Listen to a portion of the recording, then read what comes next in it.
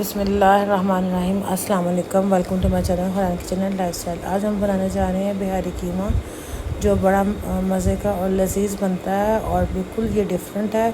اور اس کی جو میکنگ ہے وہ میرینیشن کے اوپر ہے اور بہت ہی کمال کی ڈش ہے۔ چلیے سٹارٹ کرتے ہیں۔ بسم اللہ الرحمن الرحیم۔ میں نے 2 kg قیمہ لیا، اس کو میں نے اچھے سے واش کر کے اس کو اچھے سے اسٹین کر لیا۔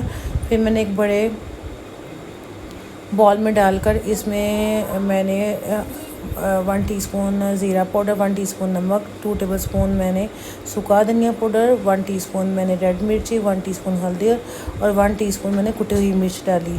اور اس کے علاوہ میں نے اس میں 1 kg دہی ڈالا۔ اس میں ٹماٹر ایڈ نہیں ہوں گے، اس میں دہی ہی جائے گا، تو میں اس کو اچھے سے دہی ڈال کر اس میں نے 2 ٹیبل اسپون بھر کے ادرک لہسن کا پیسٹ ڈالا تھا۔ اور اس میں ہم نے بھر کے ڈالنے ہیں ادرک لہسن کا پیسٹ۔ تو پھر میں اس کی میرینیشن کر دوں گی۔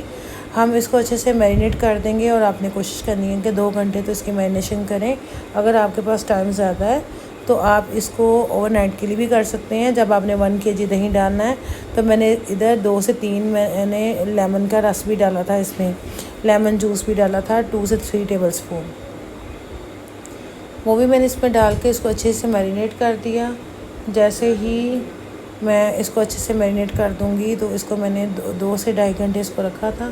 آپ کوشش کریں کہ اگر آپ کے پاس ٹائم ہو تو اس کو اوور نائٹ کے لیے رکھ لیں، اور بہت ہی مزے کا اور زبردست بنتا ہے۔ آپ اس کو ضرور ٹرائی کیجیے گا۔ اور یہ جو بہاری قیمہ وہ اتنا مزے کا اور لذیذ بنتا ہے کہ جو بھی اس کو کھاتا ہے اس کا دل چاہتا ہے کہ اس کو بار بار کھائے۔ تو یہ ہم اس کو میرینیٹ کر رہے ہیں، اور جیسے ہی ہم اس کو اچھے سے مکس کر لیں گے تو میں اس کو، کیونکہ اب گرمی کا موسم ہے تو میں اس کو فریج میں رکھ دوں گی میرینیٹ کر کے، اس کو باہر نہیں رکھوں گی۔ اور جتنی گرمی پڑ رہی ہے تو یہ ہے کہ اس کو باہر رکھنا بھی نہیں چاہیے، آپ فریج میں رکھیں۔ دوسری طرف میں نے 1 کپ ادھر آئل لیا تھا، اور اس میں نے 2 سے 3 میرے پاس یہ پیاز تھے درمیانی سائز کے، اس کو میں بریک چاپ کر کے اس کو اس میں فرائی کر لیا۔ اور ہم کوشش کریں گے کہ اس کو اتنا براؤن نہیں کرنا، 2 سے 3 منٹ ہم اس کو ایسے فرائی کروں گی۔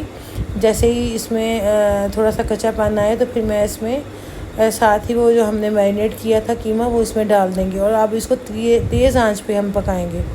اتنی تیز آنچ پہ پکائیں گے کہ جو ہمارا قیمہ ہے بالکل وائٹ فارم میں آ جائے گا۔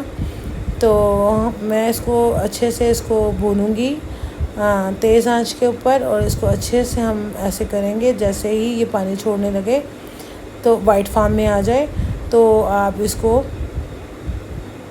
کو دم پہ رکھ دیں۔ اگر دہی پانی زیادہ چھوڑ دے تو ٹھیک ہے، ورنہ آپ اس میں 1 گلاس جتنا قیمہ ہے اسی کے حساب سے اس میں کوانٹٹی میں اس میں پانی ڈال کے، یہ دیکھیں جیسے قیمے نے پانی چھوڑ دیا ہے تو میں نے اس کو وسل نہیں لگایا تھا، یہ چولہے پہ ہی پکا تھا۔ تو آپ نے 2 گلاس پانی ڈال کر اس کو دم پہ چھوڑ دینا ہے، دم سے تھوڑی سی اوپر والی آنچ پہ، تو جو ہمارا قیمہ ہے وہ ماشاءاللہ سے تیار ہو جائے گا۔ جیسے ہی یہ تیار ہو جائے، اور اس کو زیادہ ڈرائی نہیں کرنا، تھوڑا سا لوز نرم رکھنا ہے تاکہ ہمارا جو قیمہ ہے وہ جوسی سا ہو۔ پھر میں نے اس میں 2 ٹیبل اسپون میں نے اس میں کسوری میتھی ڈالی تھی۔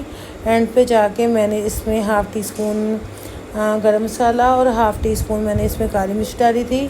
اور پھر میں اس کو دھنیا اور سبز مرچی اور پیاز کے ساتھ ہم اس کو ڈیکوریٹ کریں گے۔ اور میں نے اس میں ادرک ڈالا تھا بریک سلائس میں کٹ کر کے۔ تو ہم اس کو اچھے سے کر لیں گے 2 منٹ کے لیے دم دے کے، پھر ہم اس کو کوئلے کا دم دے دیں گے۔ جیسے ہی میں نے اس کو اچھے سے کر لیا، ہمارا جو قیمہ ہے وہ فل ڈرائی نہیں ہے، وہ تھوڑا جوسی ہے۔ تو اس اسٹیج پہ آ کے آپ نے کوئلے کا دم دینا ہے۔ یہ دیکھیں میں نے 2 منٹ کے لیے دم دیا تھا، اس سے زیادہ نہیں۔ اگر آپ زیادہ دیر کریں گے تو اس کا فلیور جو قیمے کا بالکل ختم ہو جائے گا، اور جو کوئلہ ہے اس کا اسٹرانگ فلیور آ جائے گا۔ تو بہتر یہی ہے کہ آپ 2 سے 3 منٹ سے زیادہ اس کو دم نہ دیں، تو پھر اس کا زیادہ اچھا ٹیسٹ آتا ہے، قیمے کا علیحدہ آتا ہے اور اسموک کا علیحدہ آپ کو آتا ہے۔ بہت اچھے کا مزے کا بنتا ہے، آپ اس کو ضرور ٹرائی کیجیے گا۔ عید پہ اس کو ٹرائی کیجیے گا اور دیکھیے گا کہ آپ کو، فیملی کو، اور آپ کو بہت اچھا لگے گا۔